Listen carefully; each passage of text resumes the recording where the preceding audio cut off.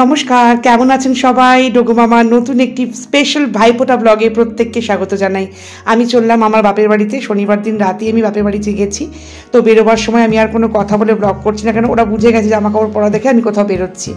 ওদের ফেলে রেখে যেতে মন খারাপ লাগে, তবু মেয়ে আছে, মেয়ে কাল সকালবেলা ওদের খাইয়ে দাইয়ে দিয়ে মেয়ে বেরোবে। তো আমি চললাম আমার পথে, এবার আপনারা চলুন আমার সাথে। আমি বাপের বাড়িতে বেরিয়ে যাওয়ার সময় হয়তো বেরিয়ে গিয়ে ব্লগ করতে পারবো না, কারণ আমি যাবো চুবেরে।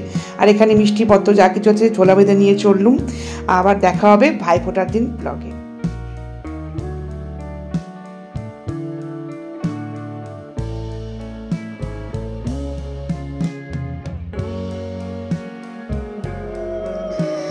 এই দেখুন সুন্দর একটা মুহূর্ত, কোকোকে তার দিদিভাই ফোঁটা দিচ্ছে, আর ও ফোঁটা কি নেয়, যা মাথা ঝাঁকা দিচ্ছে তার মধ্যেই ওকে ফোঁটা দিচ্ছে। আমি ওকে রিচুয়ালসগুলো বলে দিচ্ছি, সেগুলো করছে।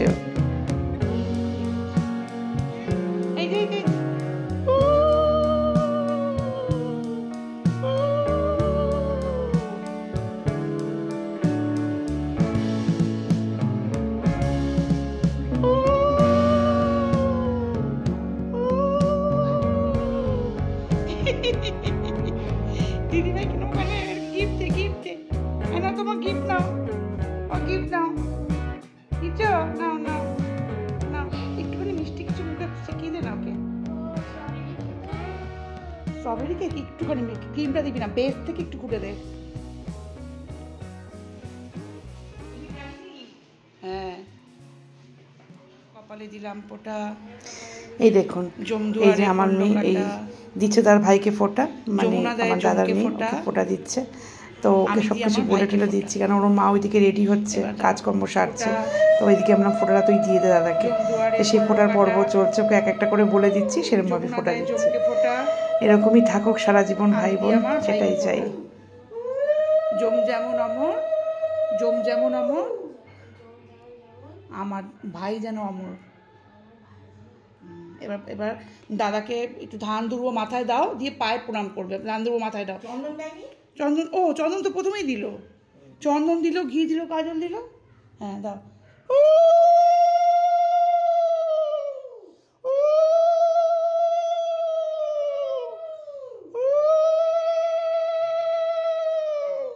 ভাই দাদাকে প্রণাম করো।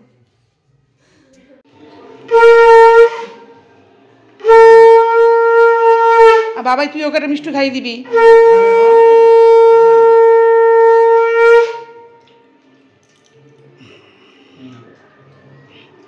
এবার জল খাই, দাদাকে জল খাইয়ে দাও। দাদা বোনের হাতে আশীর্বাদ করো, মাথায় হাত দিয়ে।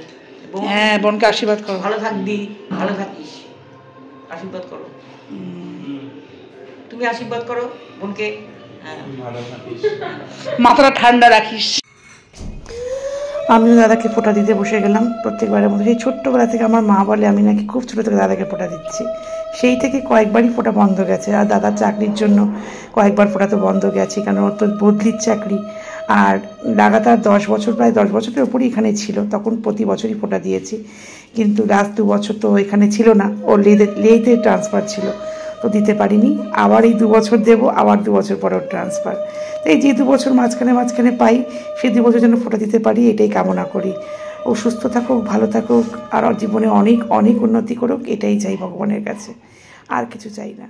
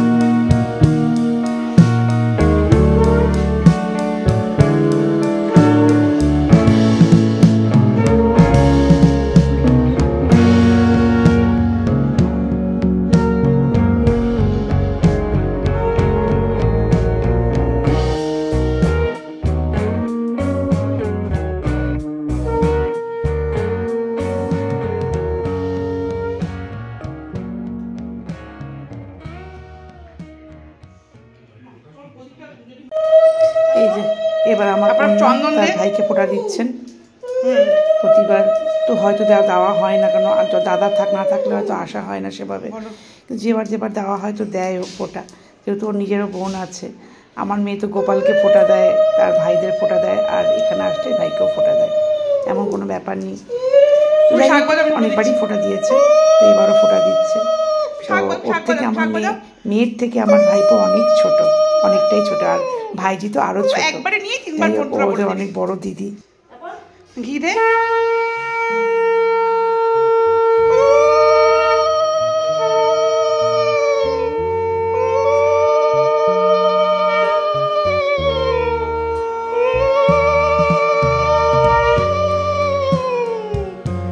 কাজল দেখ, ওখানে টুকরো আছে, কাজল আছে দেখ, ওটা হাতে ঘষে নে একটু কাজলটা, ওই যে ছোট্ট টুকরোটা ওটা হাতে ঘষে নে, হাতে ঘষে নে, ঘি আছে, ঘি লেগে যাবে। হ্যাঁ ভালো করে ঘষ, বেশি করে ঘষ, হবে না কিন্তু।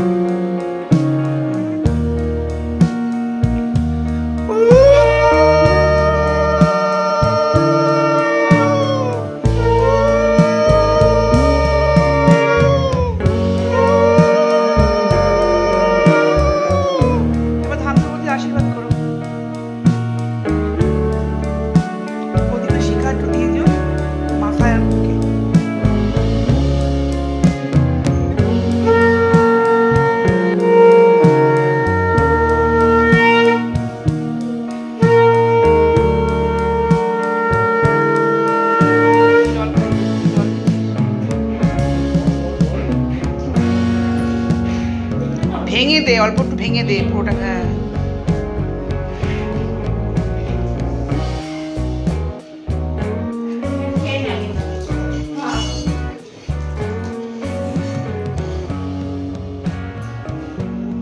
ভাইকে আশীর্বাদ করে দাও। পড়াশোনা করো ভালো করে, যেন পাস করতে পারে। তুই বড় দিদি তো, তোর কি লাগবে বল? আরে বল। ভাইফোঁটা থেকে তো চলে এসেছি, তারপরে ভিডিওটা কন্টিনিউ করা হয়নি এবং শেষও করা হয়নি, এবং ভাইফোঁটার ভিডিও দিতে আমার এত দেরি হয়ে গেল।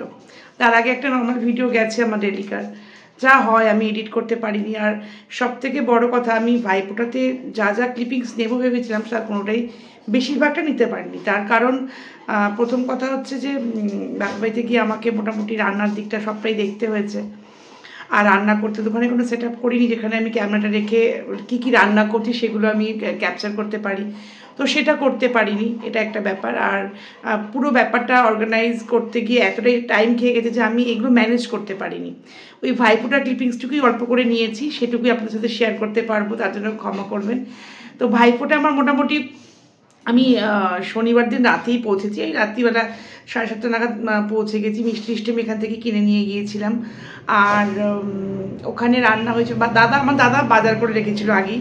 আমি কী করি, আমি একটা অ্যামাউন্ট ওকে দিয়ে দিই, অল্প কিছুই দিতে পারি, খুব বেশি দিন, আর সেটা দিয়ে দিই, আর ও বাজার টাজার করে নিয়ে আসে, যেটা ও খাবে। ওরা পোলাওটা ভালোবাসে খেতে, পোলাও, তারপরে একটা হোয়াইট চিকেন করি, সেই চিকেনটা। আর আমি এবার দাদাকে বলেছিলাম তুই একটু লোটে মাছ নিয়ে আসিস, তো লোটে মাছের ফিশ ফ্রাই করেছিলাম, সেটা খুব ভালো খেতে হয়েছিল, আমি একবার নিজের বাড়িতেও করেছিলাম। তো সেটার জন্যই ওকে বলেছিলাম যে লোটে মাছটা কিনে নিয়ে আসিস, লোটে মাছের ফিশ ফ্রাই করবো। তো সেজন্যই ওইটা আর কি মানে করেছিলাম।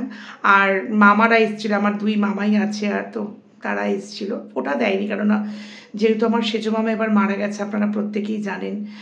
তো তারা এসেছিলো, এমনি রিচুয়ালস কিছু হয়নি, বাট ওই খাওয়া দাওয়াটা হয়েছে। ওই আমি মামাদের জন্য একটু ডাল, মুসুর ডাল একটু, আর ওই ফিশ ফ্রাই তো করেইছিলাম, আর কাতলা মাছের একটা যা কালিয়া মতো করেছিলাম সেটা। এগুলো এক্সট্রা কিছু তো রান্না আমি করেছি। আর আমি চাটনিটাই করা হয়নি, মানে চাটনি এবার করতে পারি, চাটনিটা বিশেষ করে খুব একটা যে ভালো খায় তা না, কিন্তু করলে ভালো হয়, চাটনিটা আমি খুব ভালোবাসি। তো যাই হোক, এবার চাটনি করার আর টাইম পাইনি, সেজন্য যেটুকু রান্না করেছি সেটুকু আমি শেয়ার করতে পারিনি, এইটুকু। আর খেতে দেওয়ার সময় তো আমাকে একা হাতে ফটোগুলি দিতে হয়েছে, তো আমি পারিনি করতে। তো যাই হোক, এটা হচ্ছে মেন ব্যাপার। তো আর এখানে সব থেকে ভালো কথা হচ্ছে যে আমার মেয়ে এখানে ফোটা কিছু রেকর্ড করতে পারিনি, বিকজ ও একা ছিল, ওকে এখান থেকে বেরোতে হয়েছে, আর শরীরটাও খুব একটা ভালো ছিল না। ও দিনের দিন গেছে, ভাইফোঁটার দিন সকালবেলা ওই 11:30 12টা নাগাদ, 12টার মধ্যে পৌঁছে গেছে। ও গিয়ে আবার ওর ভাইকে ফোঁটা দিল, তার আগে আমার ভাইজি তার দাদাকে ফোঁটা দিয়েছে, মানে আমার ভাইপোকে ফোঁটা দিয়েছে, আর কোকোকেও ফোঁটা দিয়েছে। সেই ফোঁটাটা আমি ক্যাপচার করেছি, সেটা আপনারা দেখতে পাবেন, আশা করি ভালো লাগবে। আপনাদের প্রত্যেকের ভাইফোঁটা কেমন কেটেছে প্লিজ জানাবেন। আর আপনারা কি নিজের বাড়িতে, আমি নিজের বাড়িতেও আগে করেছি অনেকবার। এখন কি হয়, আমার তো এত বাচ্চা কাচ্চা, এবার ওরা শান্তি করে সে খেতে পারবে না, মানে ওরা বড্ড কিছুক্ষণ তো ভীষণ হাইপার আপার করে, তো সেই জন্য আর কি আমি ভাবলাম যে ওখানে, কিন্তু নেক্সট বার থেকে ঠিক করেছি যে বাড়ি থেকে রান্না করে এখান থেকে নিয়ে আমি দিনের দিন যাব, গিয়ে ওখানে গিয়ে খাইয়ে দাইয়ে দিয়ে আবার রাতে চলে, আমার থাকা হয় না, তো এটা একটা সমস্যা। তবুও দাদা 2 বছরই এখানে আছে, আবার 2 বছর পর কোথায় বদলি হয়ে যাবে জানি না, কারণ লাস্ট 2 বছর আমার কোনো ফোঁটা দিতে পারিনি, ও লেতে ছিল। তো ওটাই হয়, একটাই তো ভাই, একটাই তো দাদা, তাকে ফোঁটা দিই, ফোঁটাটা না দিলে মনটা কেমন কেমন করে। ভালো থাকুক, সুস্থ থাকুক, সেটাই মঙ্গল কামনা করি ঈশ্বরের কাছে। প্রত্যেকটা বোনেরাই তাদের ভাইয়ের জন্য সেই কামনাটাই করে, সেটা হতে পারে ক্যানাইন ব্রাদার, হতে পারে হিউম্যান ব্রাদার, তো সবার জন্যই সমান। আমার মেয়েও ভাইদের জন্য মঙ্গল কামনা করেছে, আমার ভাইজিও তাই, ভাইপো মানে ভাইজি মুখে ফোঁটা দিয়েছে কোকোকে। তো এগুলো একটা সুন্দর বন্ডিং, ভাই বোনের সম্পর্কের মধ্যে বোধহয় এত সুন্দর বন্ডিং কোনো সম্পর্ক নেই, কিন্তু আমাদের বর্তমান পরিস্থিতি বা বর্তমান সমাজে কিছু বিচ্ছিন্ন ঘটনা মনটাকে বড্ড নাড়া দিয়ে দেয়। যাই হোক, প্রত্যেক ভাই বোনের সম্পর্ক সুন্দর এবং পবিত্র থাকুক, ভগবানের কাছে এটাই কামনা করি। আর প্রত্যেকবারের মতো আবারও বলছি, ব্লগটা যদি কোথাও ভালো লেগে থাকে please do like, share, comment and subscribe my channel ডোমো মামা, and also press the bell icon for all notification. যখনই আমি কোনো ভিডিও দেবো তখনই যাতে আপনারা দেখতে পারেন, তার জন্য অল নোটিফিকেশনে প্রেস করে দেবেন।